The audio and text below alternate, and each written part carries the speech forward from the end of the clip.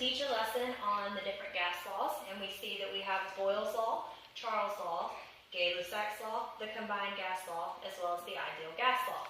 We're going to take a look at Boyle's law first, and we see that Boyle's law is pressure 1 times volume 1 equals pressure 2 times volume 2.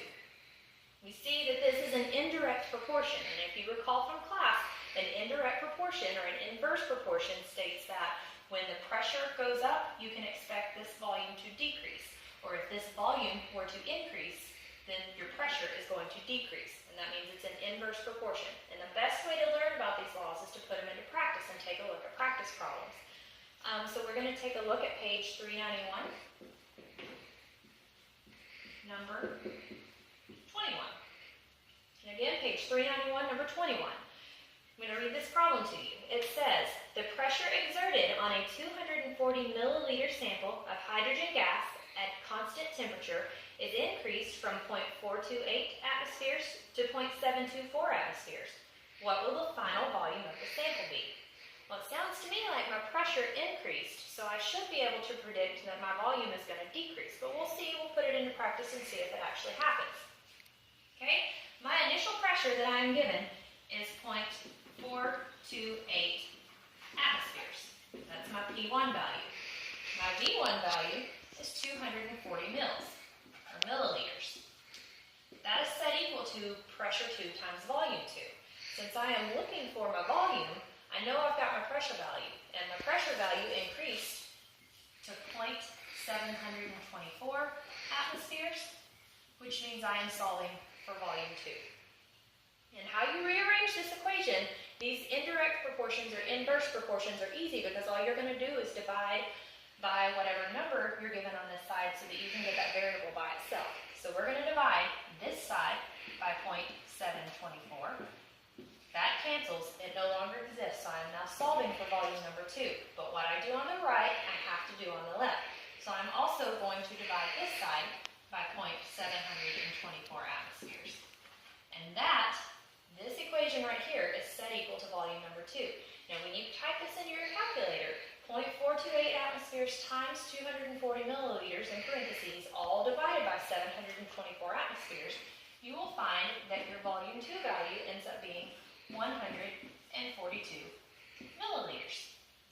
Now a second ago I said that if my pressure increased, I could expect my volume to decrease. And I see that my pressure increased from 0.428 atmospheres to 0.724 atmospheres, and my initial volume was 240 mils. 142 is less than 240, and so that shows that that indirect proportion does work every time. And you can use that to kind of predict close to what your answer is going to be. So again, the correct answer for page 391, number 21, is 142 mils. So we're going to take a look at Charles' law next. And Charles' law, which is the second law right here, is volume 1 divided by temperature 1 is equal to volume 2 divided by temperature 2. This is what is known as a direct proportion. And a direct proportion, or in a direct proportion, it states that as the volume increases, I can expect my temperature to increase. If the volume decreases, the temperature will decrease as well. And so we're going to take a look at page 391, and this time we are looking at number 20. And that problem says, a sample of air has a volume of 140 milliliters at 67 degrees Celsius. At what temperature would its volume be 50 mils at constant pressure? So it seems to me like I'm going to be solving for temperature, but before we solve for that temperature, I need to pay really close attention to something. I was given a value of 67 degrees Celsius. And when you're using gas laws, anytime you're dealing with temperature, your temperature must be in Kelvin, okay? And how to get from Celsius to Kelvin, you simply add the number 273 to whatever your Celsius value is. So we were given 67 degrees Celsius. All we do is add 273 to that, and that means I am going to be using the initial temperature of 340 Kelvin. So let's go on ahead and plug those numbers into this equation and figure out how we're going to solve for our secondary temperature. I have initially 140 milliliters, and my initial temperature, again, is 340 Kelvin. That is set equal to 50 mils, or 50 milliliters, divided by temperature number 2. So we're solving for temperature number 2. Now I know in class I showed you that you can rearrange your variables and then plug your numbers in, but because this is a direct proportion, you can actually use cross multiplication, which makes this process 1,000 times easier. And so what cross multiplication does, you take this and multiply it by this factor and set it equal to this multiplied by this. And it's very, very easy. So how you're going to set that up, we're going to change this T2 to x, and we're going to solve for x. And so essentially what you're going to do is multiply 140 by x, and you get 140x on this side, and you're going to multiply 340 by 50 mils, and when you do that, it is equal to 17,000. And then to solve for x, you simply divide both sides by 140, and that means x is going to equal a certain value. We're going to switch back to T2. Our temperature 2 value, when you divide 17,000 by 140, ends up being 121 Kelvin. And let's take a look at this. It looks like my volume decreased, and I told you in a direct proportion, if one decreases, you can expect the other to decrease. It also appears that my temperature has decreased as well. I've gone from 340 Kelvin to 121 Kelvin. So again, that works out perfectly.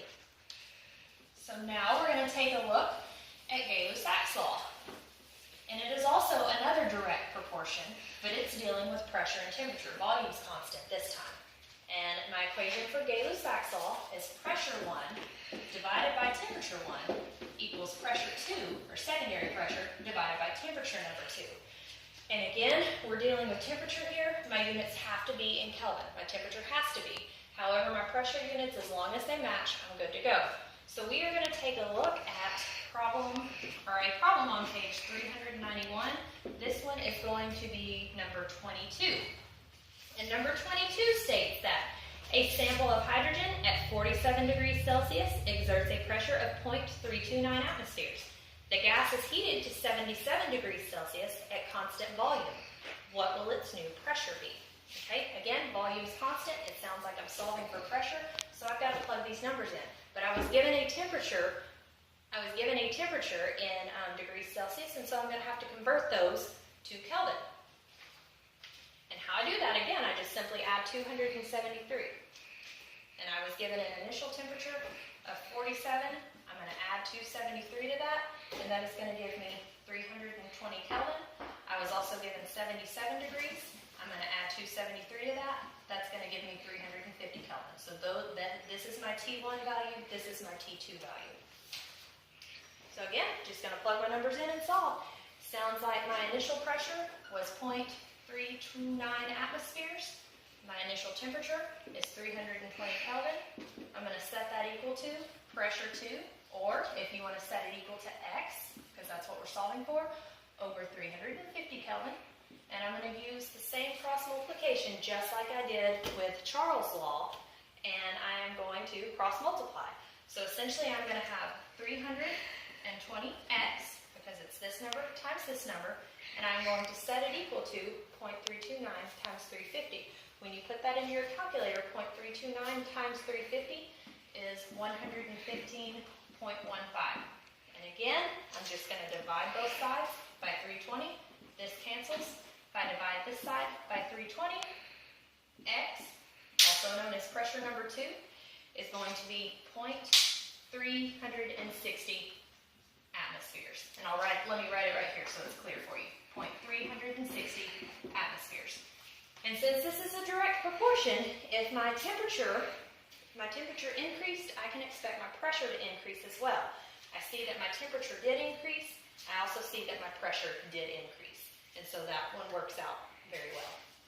Okay, the next gas law that we are going to look at is the combined gas law. And the combined gas law is actually going to combine Boyle's law, Gay-Lussac's law, and Charles' law all into one equation, and it is this right here. Pressure 1 times volume 1 divided by temperature 1 equals pressure 2 times volume 2 divided by temperature 2. And so it combines this law, and this law all into one nice equation. And so we are going to take a look at page 393.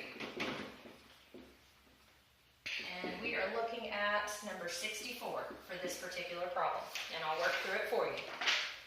So on page 393, number 64, it says, a weather balloon at Earth's surface has a volume of 4 liters at 304 Kelvin and 755 millimeters of mercury. If the balloon is released and the volume reaches 4.08 liters at 728 millimeters of mercury, what is the temperature? So I am solving for temperature number 2. I've been given every single one of these variables except for T2. So I'm going to solve for that. And how I'm going to set that up, I was told that my initial pressure is 755 millimeters of mercury. My initial volume is 4 liters. And my initial temperature is 304 Kelvin. Set that equal to P2 times V2 over T2. And my secondary pressure was 728 millimeters of mercury. My second volume was 4.08 liters. And again, I am solving for temperature number 2. You can cross-multiply using the combined gas law just like we did with Charles' law and just like we did with Gay-Lussac's law. You just got a couple of extra numbers, but you're going to include those. You're going to multiply these together and multiply it by T2, and then you will multiply these together and multiply that by this number right here. It's very, very easy. You don't have to worry about rearranging your variables. And when we do that, when I multiply 755 times 4 times T2, or your X value, you are going to get 3,020. And instead of using T2, I'm going to use X because I want to solve for X. When you multiply 304 times 728 times 4.08, you're going to get a really big number. And that number is 90295 2.96. Okay, so that's a pretty big number. I'm just going to write it down. And again, I want to solve for X so that I can know what my secondary temperature is. I'm simply going to divide this side by 3020, divide this side by 3020, and when I do that, X is going to equal, or my temperature 2 is going to equal 200